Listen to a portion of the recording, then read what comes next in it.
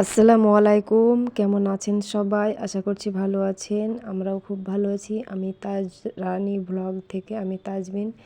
আর এই যে আমি এখন ভিডিওটি স্টার্ট করলাম 6:30টায়। আর এই মুহূর্তে আমি ঘুম থেকে উঠে আমি এই যে একটু ভিডিও করে নিলাম মাঠের দৃশ্যটা। আর জমি চাষ করছে সেটাও একটু আমি তুলে ধরলাম আপনাদের মাঝে। আর এটা গ্রামের ব্লগ, সেই সব কিছুই আপনাদের মাঝে দেখানো যেতে পারে। আর এখন আমি থালা বাসনগুলো ক্লিন করে নিচ্ছি। আর আজকে অনেক দেরি হয়েছে শীতে ঘুম থেকে উঠে। আমি কিভাবে সমস্ত কাজ গুছিয়ে করি সেটাই আজ আপনাদের মাঝে তুলে ধরবো। আর এখন আমি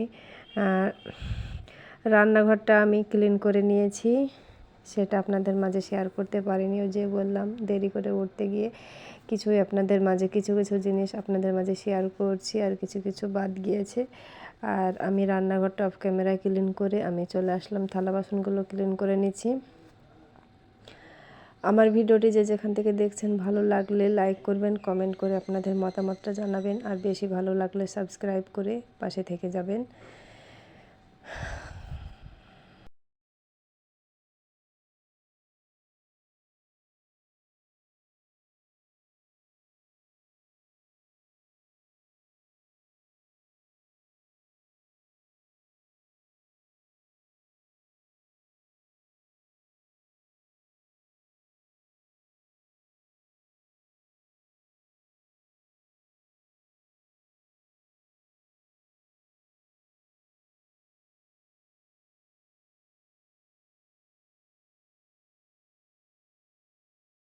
থালা বাসনগুলো ক্লিন করা শেষ হয়ে গেল। এখন চলে যাব গাছে জল দেব। আর এই যে দেখুন প্রতিটা গাছে এখন জল দিয়ে নিচ্ছি। আর এইগুলো আমি গাঁদা গাছ বেশ কয়েকদিন হলো নিয়ে এসেছি আর ছোট টবে বসিয়েছি। আর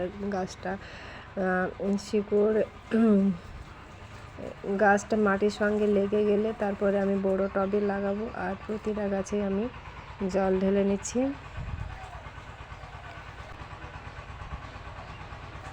আর অফ ক্যামেরায় আমি ব্রেকফাস্ট করে নিয়েছি। তারপরে যে কয়েকটা মশলা ফুরিয়ে গিয়েছে তাই আনা হয়েছে দোকান থেকে। এখন আমি প্রতিটা কন্টেনারে ঢেলে নিচ্ছি। রান্নার আগে এইভাবে প্রতিটা মশলা যদি ঢেলে নেওয়া যায় তাহলে রান্নাটাও তাড়াতাড়ি হয়, আর কাজগুলো জিনিসপত্রগুলো গুছিয়ে রাখা হয়।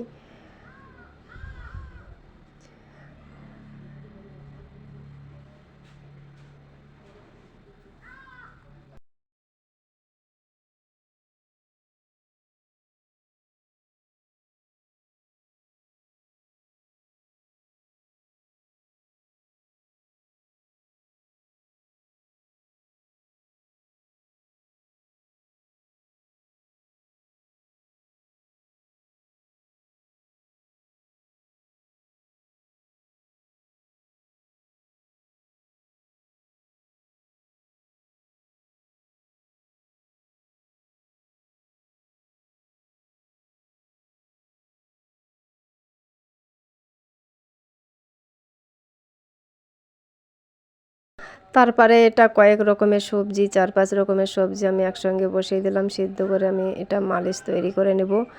আর এটা খেতে খুবই সুন্দর লাগে। সব রকম সবজি যদি একসঙ্গে সিদ্ধ করে মালিশ করে নেওয়া যায়।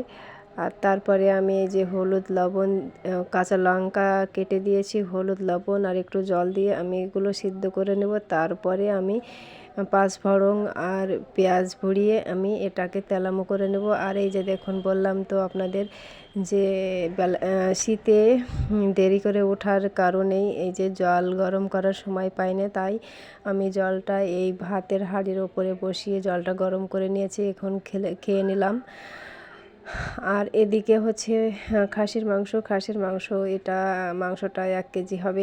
এক্ষুনি আপনাদের ভাইয়া নিয়ে আসলো, এটা এখন রান্না করে নেব। তাই এটা আমি ছোট ছোট করে কেটে ধুয়ে সমস্ত মশলা আমি নিয়েছি। তারপরে এই যে ছল্লি দিয়ে আমি নেড়ে চেড়ে আমি গ্যাসের উনানে বসিয়ে দিলাম। এখন আমি রান্না করে নেব।